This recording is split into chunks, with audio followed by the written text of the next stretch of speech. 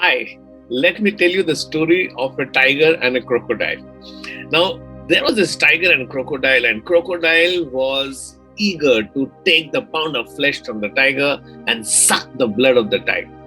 The crocodile said that I want value for every pound of money that I invest into you, and you dare not talk to me if I don't get this.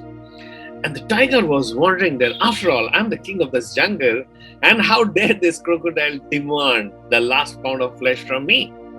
But the tiger was intelligent. The tiger said that, let me put this crocodile in his right shape. So, do you know what the tiger started doing? The tiger started explaining the value that the tiger has for the crocodile, and he should try to monetize this value rather than trying to take the pound of flesh from him. The story ended, they agreed, and do you know who was the tiger? The salesman, and the crocodile, the customer.